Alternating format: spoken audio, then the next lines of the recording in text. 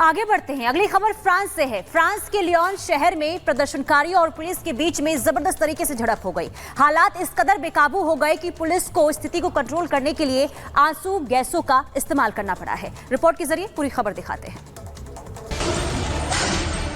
France के Leone में प्रदर्शनकारियों ने जमकर उत्पात मचाया।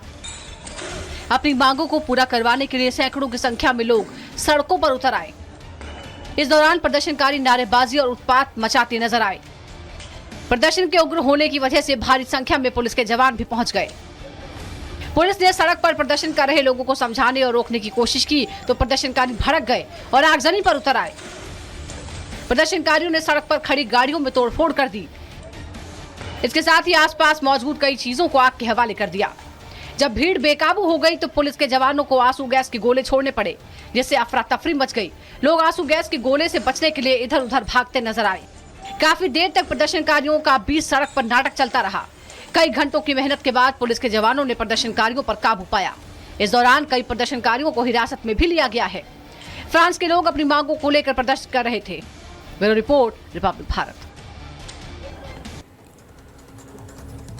राष्ट्रीय मानव अधिकार संरक्षण आयोग ने मध्य प्रदेश सरकार से कहा है कि मदरसों में पढ़ने वाले हिंदू बच्चों को जल्द ही अच्छे स्कूलों में शिफ्ट किया जाए। क्यों कहा है, 1 मिनट में समझिए।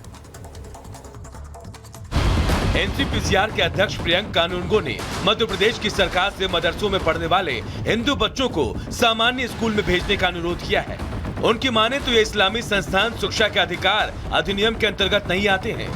बताया गया कि 1755 पंजीकृत मदरसों में 9417 हिंदू बच्चे पढ़ रहे हैं और इन संस्थानों में आरटीआई अधिनियम के तहत अनिवार्य बुनियादी ढांचे का अभाव है। इन मदरसों में सेफ्टी और सिक्योरिटी के इंतजाम मानकों के अनुरूप नहीं है।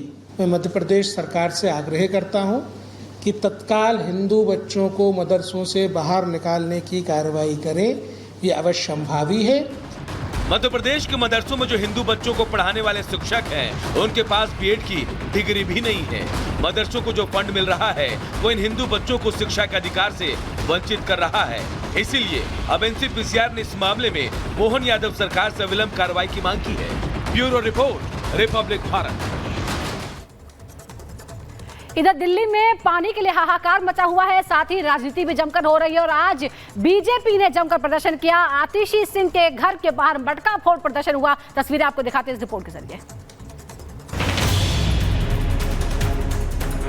दिल्ली में जल संकट को लेकर बीजेपी ने केजरीवाल सरकार के खिलाफ मोर्चा खोल दिया है। दिल्ली सरकार में मंत्री आतिशी के घर के बाहर बीजेपी के नेताओं ने विरोध प्रदर्शन किया। इस दौरान बीजेपी कार्यकर्ताओं के हाथ में बैनर पोस्टर के साथ मटके भी दिखाई दिए। जो जल बोर्ड का मंत्रालय दिल्ली सरकार के आने से पहले 700 करोड़ के फायदे में था, आज वो 63,000 करोड़ रुपए के घाटे में है। पानी की कलह पर केजरीवाल सरकार बीजेपी के निशाने पर तो पहले से ही थी, लेकिन अब कांग्रेस के निशाने पर भी आ गई है। लोकसभा चुनाव साथ लड़ने के बाद कांग्रेस और आप के रास्ते एक बार फिर अलग हो गए हैं। जल संकट के मुद्दे पर कांग्रेस ने भी केजरीवाल सरकार को घेर लिया है। दिल्ली में कांग्रेस ने आप सरकार के खिलाफ मटका फोड़ प्रदर्शन किया। दिल्ली में पानी की किल्लत से लोगों का जीना मुहाल है। एक एक बूंद के लिए दिल्ली वासी घंटों टैंकर का इंतजार कर रहे हैं, लेकिन दिल्ली सरकार कोई ध्यान नहीं दे रही। हालात ये हो गए हैं कि टैंकर के आते ही लोग अपनी जान जोखिम में डालकर पानी भरने के लिए चढ़ जाते हैं। उत्तराखंड के नैनीताल में 60वां आपको दादी की स्थापना दिवस कैची धाम का मनाया जा रहा है और इस मौके पर श्रद्धालुओं की भारी भीड़ देखी जा रही है। लंबी लंबी कतारें बाबा नीम करौरी के दर्शन करने के लिए नजर आ रही है। पूरी खबर रिपोर्ट के जरिए दिखाते हैं। उत्तराखंड के नैनीताल में कैंची धाम के 60वें स्थापना दिवस पर लोगों की भीड़ जमा होने लगी है। नीम करौरी बाबा के दर्शन के लिए श्रद्धालुओं की लंबी लंबी कतारें भी लगनी शुरू हो गई। मंदिर के बाहर की सड़क पर कई किलोमीटर तक भक्तों की लाइन लगी हुई है। बताया जाता है कि कैंची धाम मेले में 10,000 से ज्यादा श्रद्धालु पहुंच गए हैं। दावा तो ये भी किया जा रहा है कि इस बार 2 लाख से ज्यादा श्रद्धालुओं के पहुंचने की उम्मीद है। भीषण गर्मी में भी भक्तों में उत्साह देखने को मिल रहा है। नीम करौरी बाबा के जयकारों से सड़कें गूंजती नजर आ रही है।